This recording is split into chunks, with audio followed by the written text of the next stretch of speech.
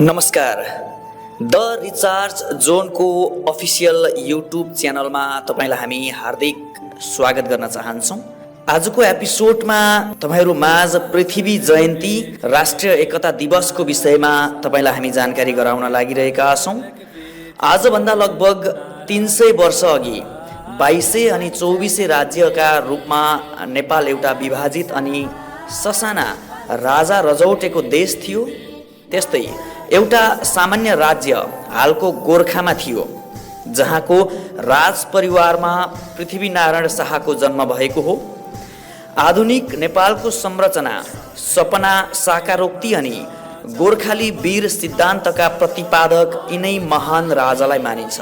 यी राजालाई नेपालमा मात्र नभई दक्षिण एसियासम्म नै एउटा दूरदर्शी अनि राष्ट्रियताको प्रतीक नेतृत्वको रूपमा हेरिन्छ। हरेक वर्ष पौष 27 गते पृथ्वीनारायण शाहको जन्म जयन्ती हर्षों उल्लासका साथ मनाउँदै आइएको छ। यस दिन केवल एउटा राजाको जन्मदिन मात्र नभई सिङ्गो नेपालको पहिचान अनि नेपालीपनको बिगुल फुकाइएको र झकझकाउने दिनको रूपमा लिँदै राष्ट्रिय एकता दिवस मनाइन्छ। विक्रम सम्वत 1779 मा आजकै दिन अर्थात् पौष 27 गते विक्रम सम्वत 1979 मा पौष 27 मा पिता राजा नरभूपाल शाह र माता कौशल्यावती देवीका प्रथम पुत्र पृथ्वीनारायण शाहले नै आधुनिक नेपालको खाका कोरेका हुन्।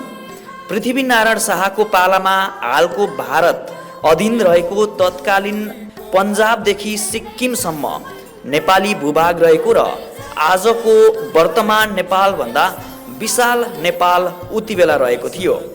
18औं र 19औं शताब्दीको अन्तर्राष्ट्रिय राजनीति हेर्ने हो भने पनि अहिलेका विशालयकाल विभिन्न देशहरू त्यसमै एकीकृत भएको देखिन्छ। ससाना राज्य शासक कबिला अनि समुदायबाट एउटै देशको छानाभित्र सबैलाई ल्याउन युद्धहरू त्यस बखत विश्वभरि नै भएका थिए। चीन, जर्मन अनि इटाली लगायतको देशहरू पनि एकताका कथाहरू हाम्रो नेपालको भन्दा फरक छैनन्।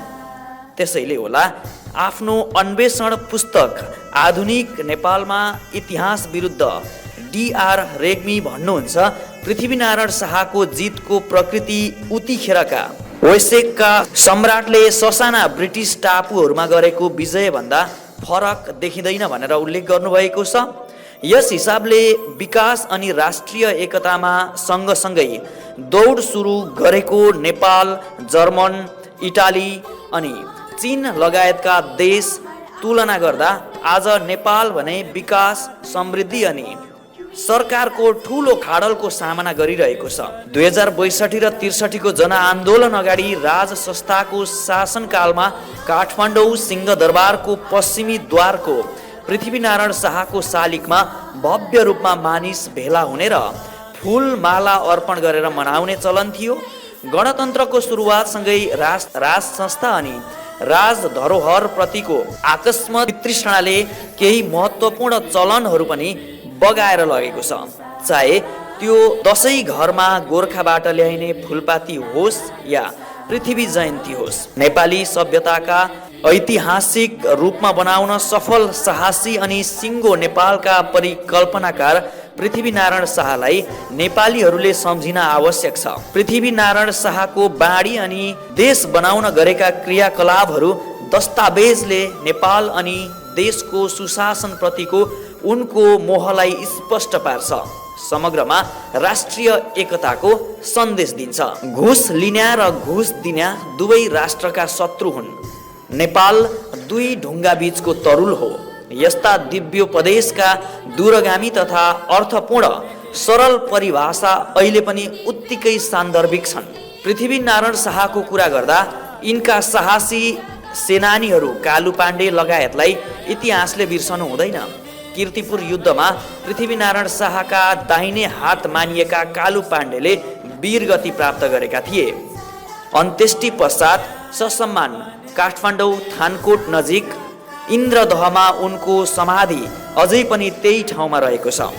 आधुनिक नेपालको खाका कोर्ने यिनै राजाले नै गोरखामा देखेको काठमाडौँको सपनालाई सिङ्गो नेपालमा रूपान्तरण गर्दै नेपालमा शाह वंशको इतिहासको नयाँ आयाम प्रादुर्भाव गरेका हुन्।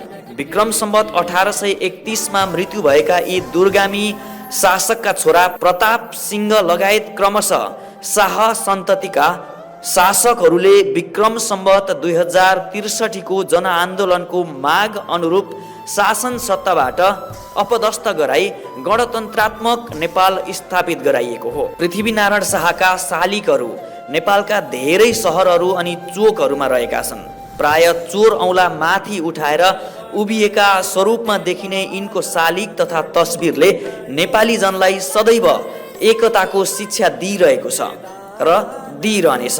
काठमाडौँ र गोरखा बीचमा पर्ने नुवाकोट भूभागलाई जितेर काठमाडौँ छिरेका यिनले काठमाडौँको उत्तरपट्टि रहेको चन्द्रगिरी डाँडाबाट जब काठमाडौँको खाडललाई नियाले त्यस क्षण काठमाडौँको सौन्दर्यताले पृथ्वीनारायण शाहलाई लालायित बनाएको थियो। रणकौशलमा कुशल यी राजाले छापामार शैली अनि रणनीतिहरू लगाएर क्रमशः काठमाडौँ, ललितपुर, भक्तपुर, कीर्तिपुर अनि अन्य भागहरू जितेका हुन्।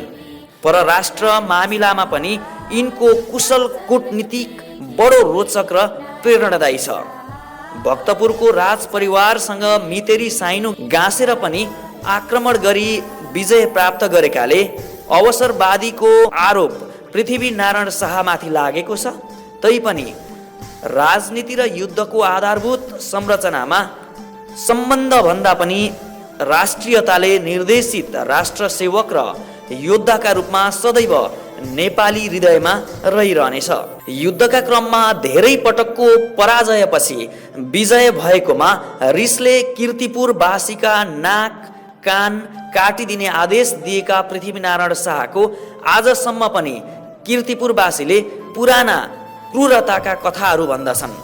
जे होस्, आधुनिक नेपालका यी रचयिताको आजको जन्मदिनमा सम्पूर्ण नेपालीहरू समक्ष एकता र मेलमिलाप मिश्रित अमर भावको विकास होस्। एउटा कुरा भने स्पष्ट छ कि यदि पृथ्वीनारायण शाहले उतिखेर नेपाली एकताको कसरतमा हार मानेका वा विफल नै भएका थिए भने आज स्वतन्त्र अनि सार्वभौम नेपाल पक्कै हुने थिएन। सदन अनि सडक दुवैतर्फ अहिले लोकतन्त्र अनि शक्तिको विकेन्द्रीकरणका नाराहरू छन्। तथापि यी सबै संरचना अनि पृष्ठभूमि तयार गरिदिने मान्छेलाई भने कहीँ कतै देश अनि देशवासीले भुल्न पो आँटेका हुन् कि भन्ने भान सबैलाई भएको छ। देशको इतिहास पानीमा चलेको पानी जहाज जस्तै होइन। यहाँ पाइलाहरू मेटिँदैनन्।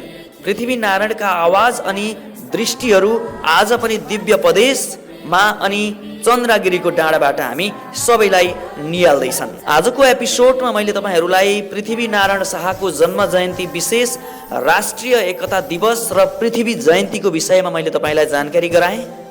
पक्कै पनि यो जानकारीले तपाईँलाई केही कुरा सिकाएको छ भन्ने हामीले अपेक्षा लिएका छौँ। द रिचार्ज जोनको अफिसियल युट्युब च्यानल हेरिदिनु भएकोमा तपाईँलाई धेरै धेरै धन्यवाद व्यक्त गर्न चाहन्छु। हामीलाई सब्सक्राइब पनि गर्न सक्नुहुनेछ। यस्तै समय सान्दर्भिक सामग्रीहरूको साथमा तपाईँहरू माझ हामी पक्कै आउने नै छौँ भन्दै आजको यो एपिसोडबाट म हरि बराल पनि बिदा हुँदैछु। नमस्कार। तपाईँको दिन सुखमय बितोस्।